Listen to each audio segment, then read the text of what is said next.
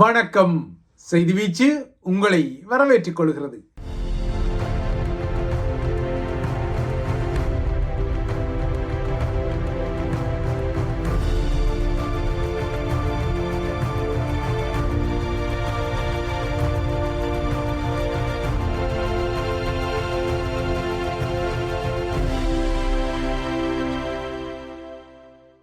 இன்றைய செய்தி வீச்சிலும் இலங்கை மற்றும் உலக நிலவரங்கள் காத்திருக்கின்றன. முதலில் இலங்கை தீவு பக்கம் பார்வையை திருப்பலாம். திருகோணமலை கடற்கரை அண்டிய பகுதியில் ஸ்ரீலங்காவின் கடலோர சட்டங்களை மீறி அடாவடியாக ஒரு புத்தர் சிலையை வைத்த சம்பவத்தை மையப்படுத்திய வழக்கு இன்று மீண்டும் திருமலையில் இடம்பெற்று கொண்ட போது இலங்கை தீவின் தென்பகுதியில் குறிப்பாக ஸ்ரீலங்கா பகுதிகளில் மீண்டும் கடுமையான பௌத்த உசுப்பேற்றல் கொக்கரிப்புகள் ஒலித்துக் கொள்கின்றன. திருமலை கடற்கரை பகுதியில் ஒரு கூல்பார் வியாபாரியாகவும் அதேவேளை பலாங்கொட கசப்ப தேரர் என்ற பிக்குவின் அடையாளத்துடனும் இருந்த ஒரு முகம் உட்பட்ட 4 பிக்குகளும் அவர்களின் மத அரசியல் அல்லக்கைகளும் என மொத்தமாக 9 பேர் இன்று திருமலை நீதிமன்றத்தில் மீண்டும் தடுப்பு காவலில் இருந்து முன்னிலையாக்கப்பட்ட போதே அந்த நகர்வு இடம்பெற முன்னரே அவர்களுக்கு பிணை குட்டிக் கொள்ளும் என்ற எதிர்பார்ப்புகள் இருந்தன. நாட்டின் கடலோர சட்டங்களை மீறியதான அடிப்படையில் தான் கடந்த 14ஆம் தேதி திருமலை சிறைச்சாலையின் தடுப்பு காவல் பகுதியில் இவர்கள் அனைவரும் வைக்கப்பட்ட நிலையில் இவர்களில் ஒருவராக இருந்த கசப்ப தேரர் சிறையிடப்பட்டதும் உணவை புறக்கணித்து சாகும் வரை உண்ணாநிலை என்ற ஒரு நாடகத்தை போட்டுக்கொண்டார். ஆனால் அவ்வாறாக அவரால் போடப்பட்ட அந்த சாகும் வரை உண்ணாநிலை போராட்டம் என்ற நாடகம் 24 மணி நேரத்துக்கு இடையிலேயே முடிவுக்கு வந்தது.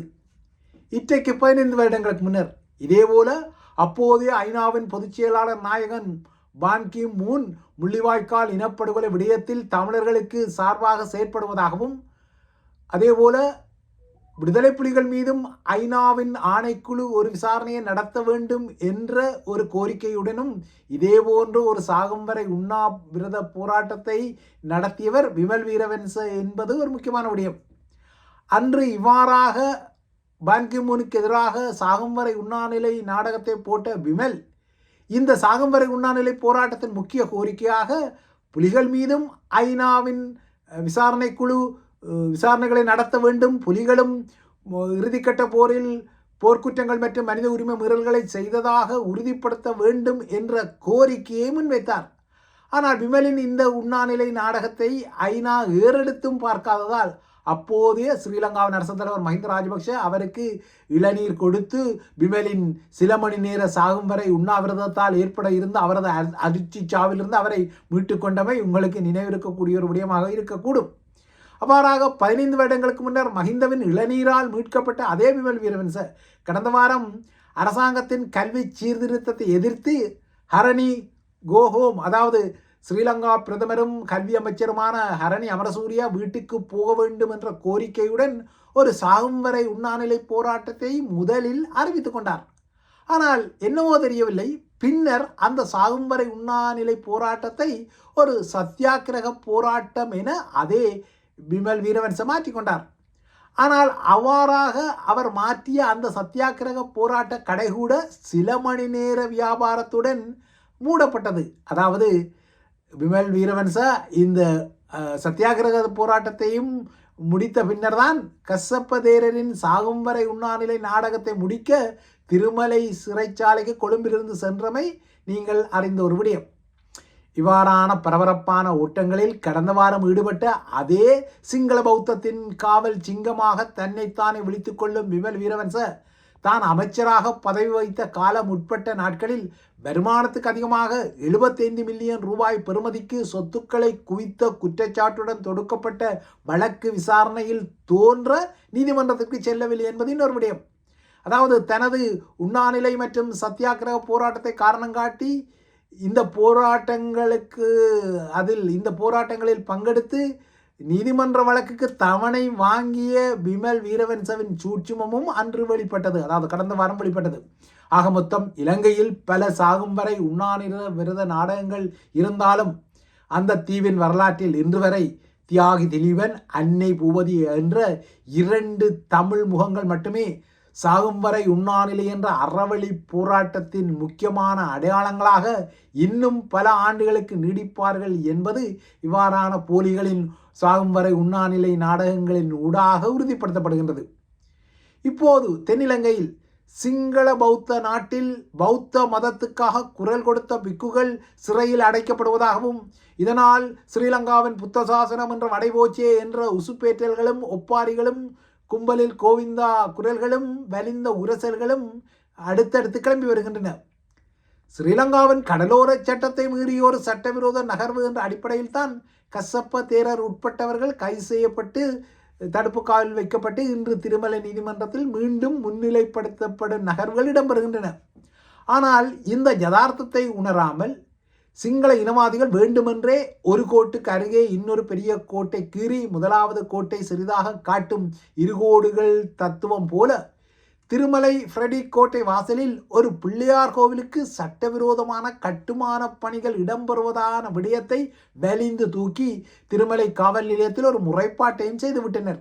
அதாவது வேண்டுமென்றே திருமலையில் ஒரு பதற்றத்தையும் இன மத முரண்பாடுகளையும் தோற்றுவிக்கும் வகையில் இந்த புதிய நாசகார திட்டங்கள் போடப்படுகின்றன. ஃப்ரெடிக் கோட்டை என்பது ஸ்ரீலங்கா கடற்படையின் கட்டுப்பாட்டில் உள்ள ஒரு கோட்டை. அதன் வாசலிலேயே பல கெடுபிடிகளை ஸ்ரீலங்கா கடற்படையினர் ஏற்கனவே விதித்துள்ள நிலையில் அந்த வாசலிலேயே சட்டவிரோதமாக ஒரு பிள்ளையார் கோயில் கட்டப்படுவதாக சிங்கள இனவாதிகள் கூக்குரலிடுவது வலிந்த ஒரு நடவடிக்கை என்பது வெளிப்படையான ஒரு விடயம். இதற்குள் தையிட்டியில் சட்டவிரோத விகாரை அமைக்கப்பட்டாலும் இந்த சட்டவிரோத விகார விடயத்தில் அனுர அரசாங்கமும் தீர்க்கமான ஒரு முடிவை எடுக்காமல் அரசியல் செய்து கொக்குவில் உரையில் அனுரவும் அது குறித்து சொல்லி பௌர்ணமி நாட்களில் இரண்டு தரப்பிலும் தையிட்டியில் கூடும் கூட்டத்தை இனவாதிகள் என சொல்லி கடந்து போக தலைப்படுகின்றார்.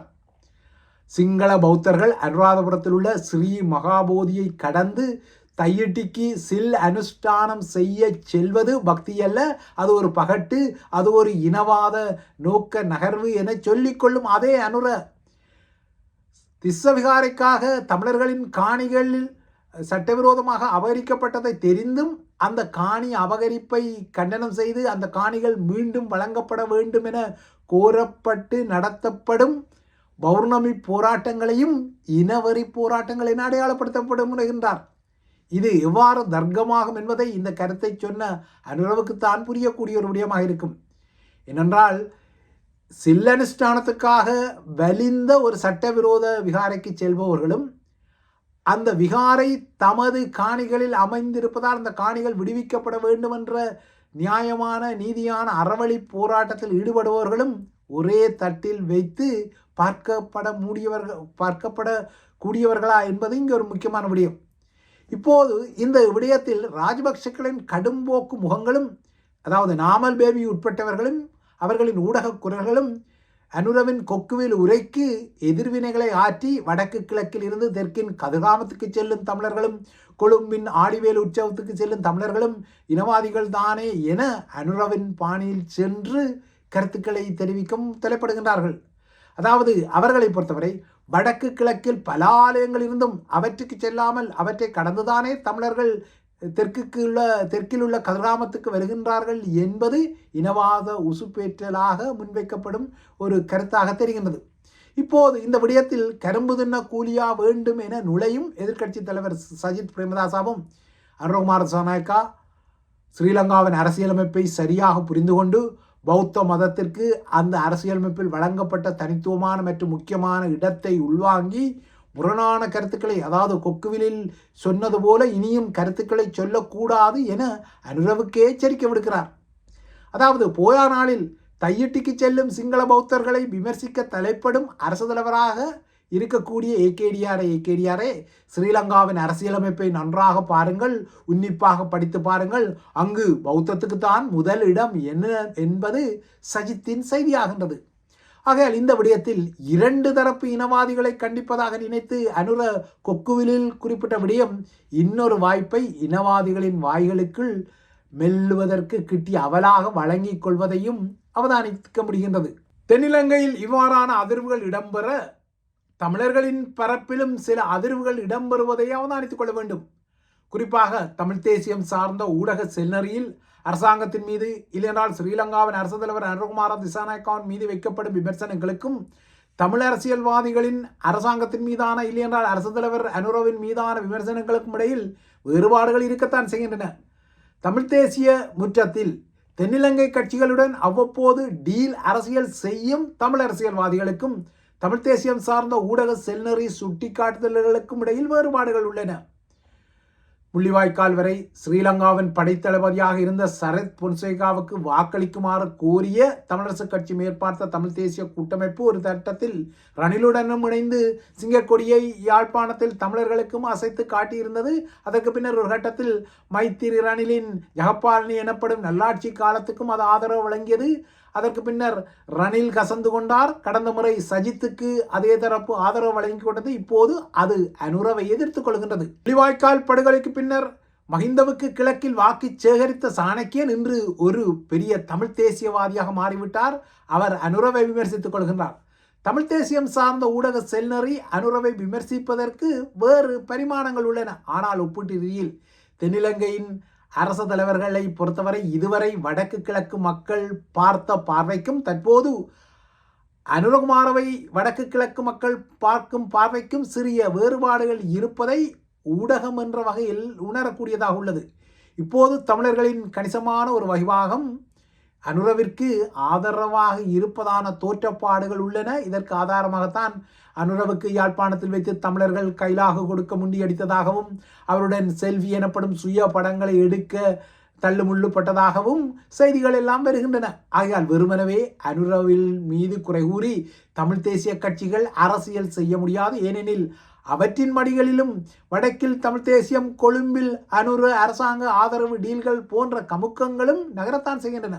குறிப்பாக தமிழரசு கட்சியை பொறுத்தவரை அதன் எதிரிகள் இப்போது தென்னிலங்கையில் இருப்பதாக தெரியவில்லை. மாறாக சுமந்திரனும் ஸ்ரீதரனும் இப்போது தமிழரசு கட்சியில் உள்ளக எதிரிகளாக இருப்பதால் இந்த ஈகோ ஆட்டம் சூடு பிடிக்கின்றது. அரசாங்கத்திற்கு ஆதரவாக ஸ்ரீதரன் அரசியலமைப்பு பேரவையில் நடந்து கொண்டதால் அவர் அரசியலமைப்பு பேரவையில் இருந்து பதவி விலக வேண்டும் என தமிழரசு கட்சி அதிகாரபூர்வமாக ஸ்ரீதரனுக்கு ஒரு கடிதத்தை அனுப்பி 10 நாட்கள் ஆகும் நிலையில் அவர் அந்த பதவியில் இருந்து விலகவில்லை. இந்த விடயத்தில் என் பிடரிக்கு சொல்லு என்ற வகையில் தமிழரசு கட்சியின் கடிதத்தை அவர் கையாள தலைப்படுகின்றார். ஆனால் ஸ்ரீதரன் இந்த விடயத்தில் தமிழரசு கட்சிக்கு ஒரு கடிதத்தை அனுப்பியதாகவும் அந்த கடிதத்தில் தன் மீதான விசாரணைகளில் சுமந்திரன் ஆதரவற்ற ஒரு சுயாதீன குழு விசாரித்து கட்சியின் முடிவை சொன்னால் தான் இறுதி முடிவை எடுப்பேன் என அந்த கடிதத்தில் அவர் குறிப்பிட்டுள்ளதாகவும் கிசுகிசுக்கப்படுகின்றது. சிவிகே சிவஞானத்துக்கு இந்த கடிதம் அனுப்பப்பட்டதாகவும், அதாவது தமிழரசு கட்சியின் தலைவருக்கு இந்த கடிதம் அனுப்பப்பட்டதாகவும் தகவல்கள் வருகின்றன. இப்போது இந்த விடயத்தில் கட்சியின் அரசியல் குழுவை கூட்டிக் கொள்வதா, மத்திய குழுவை கூட்டிக் கொள்வதா, எதனை செய்தால் பித்தம் தெளியும் என சிவிகே பிதுங்கிக் கொள்வதாக சொல்லப்படுகின்றது. இவ்வாறாக சொந்த கட்சி ஈகோ ஆட்டங்கள் தமிழரசு கட்சியில் தீவிரப்பட மாற்றான் தோட்டத்து அனுர என்ற மல்லிகை தமிழர்களின் செல்வி மற்றும் கைகுலுக்கல் வாசங்களுடன் அதிக திருநிலையை தமிழர்களின் முற்றங்களில் பெற தலைப்படுவதற்குரிய முக்கிய காரணமே தமிழ் தேசிய அரசியல் தலைகளின் சொதப்பல் ஆட்டம்தான் என்பது கசப்பான ஆனால் யதார்த்தமான ஒரு விடயம். ஆனால் பகையாளிகளாக மாறும் காட்சிகள் அனுர தரப்பிலும் உண்டு. இதனால் தான் ஒரு காலத்தில் ஜேவிபியின் பொதுச் செயலாளராக இருந்தவரும் 99 இடம்பெற்ற ஸ்ரீலங்காவின் அரசு தலைவர் தேர்தல் களத்தில் ஜேவிபியின் சார்பான வேட்பாளராக களம் இறங்கியவருமான நந்தன குணதிலகே நேற்று மரணமடைந்த போதிலும் தமக்கு நந்தன குணதிலகே ஒரு 0 என, அதாவது 0 என கேடி லால்காந்த போன்றவர்கள் சொல்லி அந்த பூச்சிய கணக்குக்கும் ஒரு நூதன சமன்பாட்டை சொல்லிக் கொள்கிறார்கள். ஆரம்பத்தில் ஜேவிபியை கட்டியெழுப்ப நந்தன செய்த தியாகங்களுக்கு தற்போதைய ஜேவிபி அவருக்கு 10 புள்ளிகளை வழங்கி கொண்டாலும் அதே நந்தன ஒரு காலத்தில் ஜேவிபியை அழிக்க செய்த நகர்வுகளுக்காக அதே 10 புள்ளிகளை தாம் கழித்துக் கொள்வோம் என்பதால் 10ல் 10 போனால் பூச்சியந்தானே. ஆகையால் நந்தன குணதிலகவும் இப்போது ஜேவிபிக்கு ஒரு ஹீரோ அல்ல, ஒரு 0 என அவரது மரணத்துக்கு பின்னால் ஜேவிபியினரின் கருத்துக்கள் வருகின்றன. முன்னாள் நாடாளுமன்ற உறுப்பினர்களின் ஓய்வூதியத்தை மீளெடுக்கும் அனுர அரசாங்கத்தின் முயற்சிகளை கடுமையாக எதிர்க்க கடந்த வருடம் சூளுரைத்த அதே நந்தன நேற்று மரணமடைந்திருக்கின்றார். 80களின் ஆரம்பத்தில் பல்கலைக்கழக மாணவராக இருந்தபோது ஜேவிபியில் இணைந்த நந்தன அன்று அந்த அமைப்பின் ஒரு முன்னணி தலைவராக இருந்தார். இதனால் தனது பட்டப்படிப்பையும் அவர் கைவிட்டார். ஜேவிபியின் 2வது கிளர்ச்சி காலத்தில் தலைவர் ரோகண விஜயவீர கொல்லப்பட்ட பின்னர் அந்த அமைப்பை மீண்டும் கட்டியெழுப்ப நந்தன மும்முரமாக பணியாற்றியிருந்தார். 2004 வரை ஜேவிபியின் பொலிட் பீரோ எனப்படும் மத்திய குழு உறுப்பினராகவும் இவர் இருந்தவர். ஒரு கட்டத்தில் பொதுச் செயலாளராகவும் பதவி வகித்தார். ஆனால் பின்னர் ஜேவிபியின் கொள்கை மாறுவதாக குறிப்பிட்டு அதிலிருந்து வெளியேறிய அவர் மஹிந்த அணியில் இணைந்து எம்பி ஆனார். அதன் பின்னர் 2008 பிமல் வீரவன்சுடன் இணைந்து NFF எனப்படும் ஜாதிக நிகாஸ் பெரமுன என்ற பிமலின் கட்சியை உருவாக்கி கொண்டார். பின்னர் மஹிந்த அரசில் அமைச்சரானார். அதன் பின்னர் ஸ்ரீலங்கா சுதந்திர கட்சிக்கு தாவினார். அங்கிருந்து பின்னர் 2015 ஐக்கிய தேசிய கட்சிக்கு தாவினார். 2 முறை பாணந்துறை நகர சபையின் முதல்வராகவும் இருந்தார். கடந்த டிசம்பரில் தனது முன்னாள் தோழர்களின் ஆட்சியில், அதாவது அன்ருகுமார திசாநாயக்கவின் ஆட்சியில் ஊழல் குற்றச்சாட்டுகளை விசாரிக்கும் ஆணையகத்திற்கு அழைக்கப்பட்ட பின்னணியில் நோய்வாய்ப்பட்ட நந்தன அந்த நோயிலிருந்து மீளாமல் நேற்று மரணமடைந்து இப்போது தனது மரணத்துக்கு பின்னரும் தனது தோழர்களால் 0 என அடையாளப்படுத்தப்படுகின்றார். ஆக மொத்தம் உள்ளூர் அரசியலிலும் உலக அரசியலிலும் பங்காளிகளும் பகையாளிகளும் மாற்றப்படும் உதாரணங்கள் தொடர்கின்றன. அந்த வகையில் முன்னைய அமெரிக்க பங்காளிகளான மேற்குலக ஐரோப்பிய நாடுகள் இப்போது அமெரிக்க அரசு தலைவர் டொனால்ட் ட்ரம்பினால் கிரீன்லாந்து விடயத்தில் பகையாளிகளாக மாற்றப்படும் தோற்றப்பாடுகள் எல்லாம் வருகின்றன. இவை இலங்கை விடயங்கள். அடுத்து உலக நிலவரங்கள் இருக்கின்றனால் ஸ்பெயினில் இடம்பெற்ற ஒரு மோசமான தொடருந்து விபத்தில் இப்போதைக்கு 21 பேர் பலியாகியுள்ளனர். எனினும் காயமடைந்த 170 பேரில் 73 பேர் மருத்துவமனைகளில் அனுமதிக்கப்பட்ட நிலையில் அவர்களில் 24 பேர் படுகாயமடைந்த நிலையில் உள்ளதால் உயிர்ப்பலிகள் அதிகரிக்கும் என எதிர்பார்க்கப்படுகிறது. தெற்கு ஸ்பெயினில் உள்ள அடமுஸ் நகரில் நேற்று மாலை இந்த விபத்து இடம்பெற்றது. இரியோ என்ற இத்தாலிய ஸ்பானிஷ் நிறுவனத்தால் இயக்கப்பட்ட ஒரு தொடருந்து 317 பயணிகளுடன் நேற்று மாலை மலாகாவிலிருந்து மெட்ரிட்டுக்கு நகருக்கு சென்றபோது அண்டலூசியாவின் கோர்போடா மாகாணத்தில் இந்த தொடருந்து தடம் புரண்டது. அந்த தடம் புரள்வு நகரின் போது தொடருந்தின் கடைசி பெட்டி முழுவதுமாக அருகில் உள்ள எதிர்த்திசை தொடருந்து பாதையில் விழுந்தது. இந்த நிலையில் எதிர்த்திசையில் 100 பயணிகளுடன் வந்து கொண்டிருந்த ஸ்பெயினர்ஸுக்கு சொந்தமான ரென்ஃபே நிறுவனத்தின் தொடருந்து இந்த கடைசி பெட்டியுடன் மோதியதால் இந்த துன்பியல் கோர விபத்து இடம்பெற்றது. பலியானவர்களில் ரென்ஃபே தொடருந்தின் ஓட்டுநரும் அடங்கியுள்ளதாக தெரிகின்றது. 2013 ஸ்பெயினில் இடம்பெற்ற மோசமான தொடருந்து விபத்துக்கு பின்னர் இடம்பெற்ற மிக மோசமான தொடருந்து விபத்தாக தற்போதைய விபத்து பதிவாகியுள்ளது. அடுத்து கிரீன்லாந்து மீதான நிலைப்பாட்டால் அமெரிக்க அரசு தலைவர் Donald Trump Denmark, Finland, France, Germany, Netherlands, Norway, Sweden மற்றும் பிரித்தானியா ஆகிய நாடுகளில் இருந்து அமெரிக்காவை நோக்கி ஏற்றுமதி பொருட்களுக்கு பிப்ரவரி 1 முதல் மேலதிகமாக 10% வரி விதிக்கப்படும் என கடந்த சனியன்று அறிவித்த நிலையில் நேற்று ஐரோப்பிய நாடுகளின் பிரதிநிதிகள் இது தொடர்பான ஒரு அவசர கூட்டத்தை நடத்தியுள்ளனர். கிரீன்லாந்து தொடர்பாக அமெரிக்காவுக்கு சாதகமாக ஜூன் 1 ஒரு உடன்பாடு எட்டப்படாவிட்டால் இந்த வரி மேலும் அதிகரிக்கப்பட்டு 25% மாறும் எனவும் ட்ரம்ப் தனது வரி ஆயுதத்தை அடிப்பதால் ஐரோப்பிய ஒன்றியமும் 93 பில்லியன் யூரோவுக்கு தனது பதிலடி வரிகளை அமெரிக்காவுக்கு எதிராக விதிப்பது குறித்து ஆலோசிப்பதாக தெரிகின்றது. குறிப்பாக அமெரிக்க நிறுவனங்களுக்குரிய ஐரோப்பிய உரிமங்களை இடைநிறுத்துவது, அமெரிக்க சேவைகளுக்கு ஐரோப்பாவில் வரி விதித்துக் கொள்வது உட்பட்ட விடயங்களை ஐரோப்பிய நாடுகள் பரிசீலிப்பதாக கூறப்படுகிறது. எனினும் பொருளாதாரம் மற்றும் பாதுகாப்பு விடயத்தில் இப்போதைக்கு ஐரோப்பா இன்னமும் அமெரிக்காவை சார்ந்திருப்பதால் அமெரிக்காவின் இந்த வரி இந்த ஆண்டு ஐரோப்பியாவின் மொத்த பொருளாதார உற்பத்தியில் சிறிது தாக்கத்தை ஏற்படுத்தும் என எதிர்பார்க்கப்படுகின்றது. ட்ரம்பின் வரிகள் ஐரோப்பிய ஒன்றியத்தில் உள்ள 8 நாடுகளுக்கு அறிவிக்கப்பட்டுள்ளதால் குறித்த நாடுகள் அந்த வரிகளை தவிர்க்க வரி விதிக்கப்படாத ஏனைய ஐரோப்பிய நாடுகளான ஸ்பெயின், இத்தாலி ஊடாக தமது ஏற்றுமதி பொருட்களை அமெரிக்கா நோக்கி அனுப்ப முடியும் என்பதும் இன்னொரு விடயமாக உள்ளது.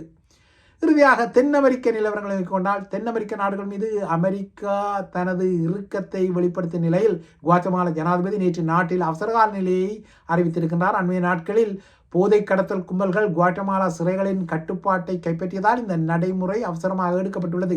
ஏற்கனவே இந்த குழுக்களால் 8 காவல் அதிகாரிகள் கொல்லப்பட்ட பின்னணியில் இந்த குற்ற குழுக்களின் தலைவர்களை வேறு சிறைகளுக்கு மாற்றும் முடிவுகள் எடுக்கப்பட்ட போது சிறைகளில் கிளர்ச்சிகள் வெடித்தன, அதிகாரிகள் சிறைப்பிடிக்கப்பட்டார்கள், கைதிகளும் தமக்கிடையில் மோதிக்கொண்டதால் இந்த அவசரகால நிலையை குவாட்டமாலா ஜனாதிபதி அறிவித்துள்ளார். இவைதான் ஐபிசி தமிழின் செய்தி வீச்சு. தொடர்ந்தும் ஐபிசி தமிழுடன் இணைந்திருங்கள்.